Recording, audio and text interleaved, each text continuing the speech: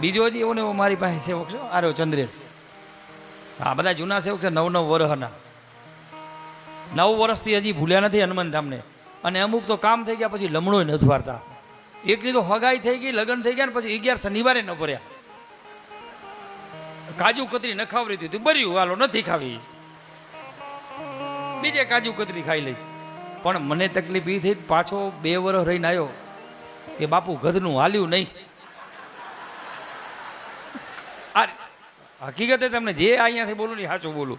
એ કે બાપુ હાલ્યું નહીં. મેં કીધું તમે કેટલા શનિવાર અંદરથી માન્યા હતા? મેં તો કહેતો નથી. અને જો ભાઈ હું ખાસ બધાને કહી દઉં, હું કોઈને નથી કહેતો તમે આટલા શનિવાર અંદરથી હનુમાનજી સામે ઉભા તમને હનુમાનજી કહે ને કે 11 આવો કે 21 આવો 51 આવો કે હમુરાય નગણ તું આ ગૌતમને ઘોડે આયા રાખ, તો આયા રાખવાનું. પણ તમારે નક્કી કરવાનું બધું. તો એ પછી 2 વર્ષ પછી મને બાપુ એ તો ભૂલ થઈ ગઈ મોટી હો. તો મેં કીધું આ ગદાવારો છે ને, કળિયુગનો પ્રધાન દેવ છે, કોઈને ન મૂકે. બોલો. એટલે કે બાપુ વિખાઈ ગયું. મેં કીધું હવે હનુમાનજીને પ્રાર્થના કર, વળી શનિવાર પર માફી માંગ. આ તો બડો દેવ બજરંગ સભી કા કાજ સુધારે, બડો દેવ બજરંગ જિનકે ઘર હોય ઉજાલા. આ ઈ છે, આના કરીને નમી જાતું. અને પછી તો વળી નારિયેલ વધેર્યા, શનિવાર ભર્યા, મને થોડાક દી મારી સેવા કરી, અત્યારે હવે કરે છે. એ કે બાપુ હવે સારું ઠેકાણું જડી ગયું. તો હવે ઠેકાણે રહ્યો એમ. એટલે તમે જે અહીંયા આવો છો એ તમારી શ્રદ્ધા સાથે આવો છો, તમારા વિશ્વાસ સાથે આવો છો. એટલે જોડાવામાં નામ ના આવ્યું તો જરાય ચિંતા નહીં કરવાની. આજ કેટલા બધા બાકી રહી ગયા, લગભગ 100-125 માણસ બાકી રહી ગયા. અને એમાં મારો વાંક નથી અને સમિતિવાળાનો વાંક નથી. કેમ કે હું વધીને કેટલા 50-60 વ્યક્તિને 100 વ્યક્તિને મળી શકું, બાકી કેટલાને મળી શકું મને કહો. તમે શનિવાર ભરવા આવો છો, તમારી શ્રદ્ધા સાથે આવો છો, ભાનુ બાપુ તમને કહેતા નથી. અને શ્રદ્ધા વિશ્વાસ રૂપેણો શ્રદ્ધાવાન લભતે ફલમ. અહીંયા આવો, દાદાના શરણે શ્રીફળ લ્યો, લાલ નાળાછેડી વીટી હનુમાનજીના ચરણોમાં આમ રેડવાનું નહીં, ઘણા આમ રેડવીને ઠેઠ મૂર્તિ સુધી પહોંચાડી દે. એમ કામ નહીં થાય. બાજુમાં શ્રદ્ધાથી મૂકી દેવાનું, હાથ જોડી પ્રાર્થના કરવાની કે હનુમાનજી મહારાજ હું આટલા શનિવાર આવીશ, મારું આ કામ છે, XYZ જે કામ હોય કહેવાનું, મારો હનુમાનજી કૃપા કરશે, તમારું કામ થઈ જશે. પણ આવવું પડશે.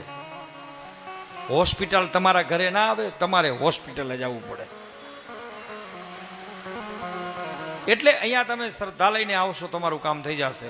અને જોડાવા જેને આવવું છે એ માટે હવે મને વરીને કોઈ ફોન ન કરતા. અમે 10-15 જણા તો કંટાળી ગયા હવે ફોનથી. આ એ કંટાળી ગયું. બોલા ને સરખું કરો બસ. ફોન કરવાની જરૂર જ નથી. શુક્રવારે તમારે બિંદાસ રાત સુધીમાં પહોંચી આવવાનું. સવારે નામનું થાય છે. જો તમારો ભાગ્યમાં હોય તો નંબર લાગી જશે. અને મારો વિષય જ્યોતિષ કુંડળીનો છે, દાણાનો નથી. વરી કોઈ એવું ન સમજતા.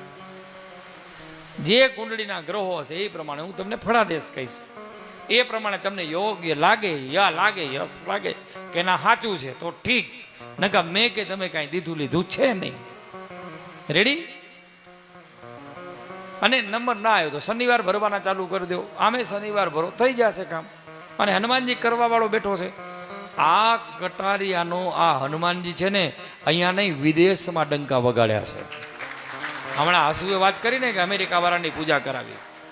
અમેરિકામાં રહે છે ને હર મહિને અહીંયા એ પૂજા કરાવે છે, હર મહિને. એ કે બાપુ મેરા ધંધા ઇતના ચલતા હૈ કે ઉસકી બાત છોડ દો. એક એસા એવું એ કે મને તકલીફ હતી કે મારો ધંધો ચોપટ થઈ ગયો હતો, અમેરિકા છોડવાનો સમય આવ્યો હતો. પણ જેવી હનુમાન ધામની માનતા રાખી અને મારો એ કે દિન દુગની રાત ચોકની ધંધો ચાલે છે, ખબર નથી પડતી. અને એ વ્યક્તિ હર મહિને પૂજા કરાવે. હું ત્યારે અમદાવાદથી રિટર્ન વર્યો હતો, મને ભૂદેવનો ફોન આવ્યો ને કે ફૂલના હાર નથી આવ્યા. મેં કીધું હળવદ આવે છે ને, હસુ કરે કામ આવશે. રાત્રે ફોન કર્યો, હસુ કરે છો? હા, ફૂલની લાઈન મને દઈ જા, મારે સવારે પૂજા ચાલુ થાય, રાતે 12 વાગે ક્યાં ફૂલવાળાને ઉઠાડવું. એટલે એવી હું સેવા લઉં મારા સેવકોની, મને યાદમાં હોય તો.